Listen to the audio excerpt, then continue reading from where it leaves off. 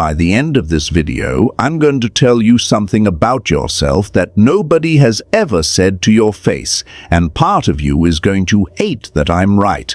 You didn't ghost them, you just stopped. No fight, no explanation, no dramatic last message. You just went quiet, and then quieter, until one day their name in your phone meant nothing at all. And here's the part that should probably concern you more than it does. You don't miss them, not even a little. Stay with me, because in about 4 minutes I'm going to tell you the specific thing you do right before you cut someone off.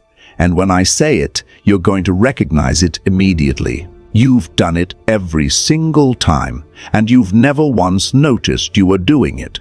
Let me paint you a picture. You're at dinner with someone you used to be close to. The food is fine. The conversation is fine. They're laughing, telling a story, completely at ease. And you are somewhere else entirely. You're watching them from a distance, like you're sitting behind glass, nodding at the right moments, making the right sounds, and thinking, I'm already gone. You don't say it. You don't show it. You pick up the bill, hug them at the cars, tell them you'll do this again soon, and you both know you won't. That feeling, that specific feeling of being physically present and already completely checked out, that's not new for you. That's not something that just happens with certain people.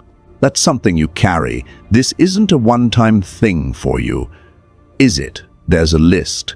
Maybe you don't call it that. Maybe you've told yourself each one was a different situation, a different reason, a different person who gave you low choice. But if you're being honest, and I think you are, or you wouldn't still be watching, the pattern isn't just them. The pattern is you. You get close, you invest, you show up, and then at some point, something shifts, a switch flips, and someone who used to feel essential starts to feel like a drain, like an obligation, like something you have to manage rather than someone you actually want to be around. And without even fully deciding to, you disappear. No confrontation, no closure, just the slow fade, or sometimes the hard cut. Either way, you're gone. And they're left replaying every conversation, trying to find the moment it changed. Psychologists call this emotional detachment as a defense response. But here's what the textbooks won't tell you. For some people, this isn't dysfunction, it's a skill. A very refined, very automatic, very exhausting skill. And you've been practicing it your entire life. Here's what's actually happening in your brain when you pull away. Your amygdala, your threat detection system, has been running a silent background program for years, collecting data. Who showed up, who didn't, who said they'd be there and vanished, who took more than they gave, who made you feel invisible, or too much, or never quite enough. And from all that data, it built one prediction. Closeness eventually costs more than it gives. So now, the moment someone starts to feel expensive, the moment the energy going out stops matching the energy coming back, your nervous system doesn't deliberate. It doesn't warn you. It just pulls the lever.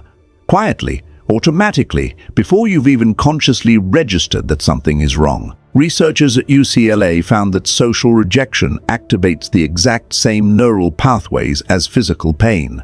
Your brain genuinely cannot tell the difference between being abandoned and being punched. And what do people do when they've been punched enough times? They stop standing in range. That's not coldness. That's not cruelty. That's a nervous system that learned to protect you before you even knew protection was something you needed. But here's where I have to stop and say something you're not going to want to hear. Some of the people you cut off didn't deserve it. Not all of them, maybe not even most of them, but some of them were just ordinary humans. Imperfect, inconsistent, sometimes distracted, sometimes going through something they didn't know how to say. And you filed them under threat and closed the case before they ever got the chance to show you who they actually were. Because here's the brutal truth about a threat detection system refined by years of real pain. It is not a precision instrument. It's a smoke detector that survived a house fire. It doesn't just go off when there's smoke. It goes off when you burn toast. It goes off when someone takes 3 hours to reply. When plans change last minute, when someone's energy feels slightly off and you can't explain why, you just know something is different. And your response? Gone. No conversation. No, hey, are we okay? Just silence. And then more silence. Until the silence becomes permanent. And somewhere out there, someone is still wondering what they did wrong. You are too self-aware, and I mean that because you are still watching this. You are too self-aware to keep telling yourself it was always their fault. Now, the thing I promised you, the specific thing you do right before you cut someone off every single time without realizing it. You stop telling them the truth, not dramatically, not all at once. It starts small. They do something that bothers you, and instead of saying so, you let it go. They cancel plans and you say, it's fine, when it isn't.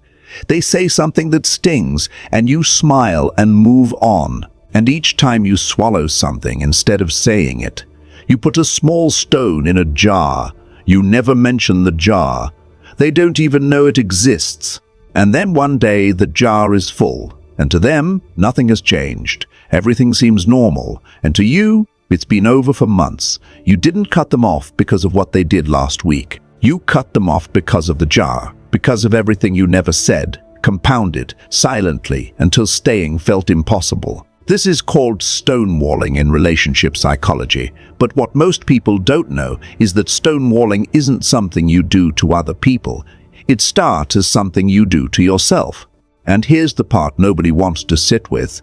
That dinner, the one where you were already gone before the check came. They went home and texted someone, maybe a partner, maybe a friend, and said you seemed a little off tonight, but that you were probably just tired.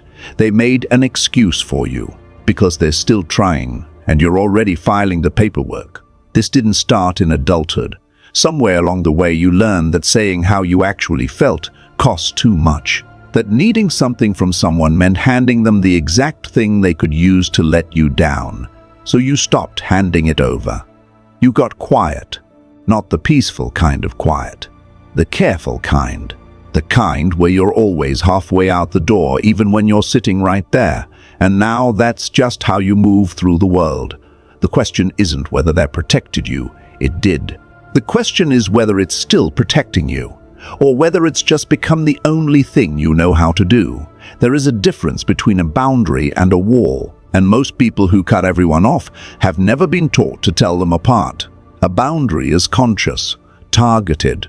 It says, this specific behavior doesn't work for me, and I won't accept it. It's aimed at a pattern, not a person, and it leaves room for someone to still exist in your life. If the pattern changes, a wall goes up automatically. It doesn't distinguish between someone who has genuinely wronged you and someone who just triggered a feeling that has nothing to do with them. The wall doesn't care about the difference. It just closes. Here's the question worth sitting with this week, not to answer out loud, just to hold. The last person you went quiet on, were you responding to them? Or were you responding to everyone who came before them? Because you can cut off every single person who makes you feel unsafe and still carry the feeling with you, because the feeling was never in them. The exits don't fix it, they delay it, and every time you leave before you have to find out if someone would stay, you also never find out. That's not protection anymore. That's a sentence. You are not broken for needing distance. You are not cold for protecting your energy. You are not heartless for learning to walk away from what cost you too much, but you are also not entirely off the hook, because somewhere in your history there is probably someone who got the silence they never deserved.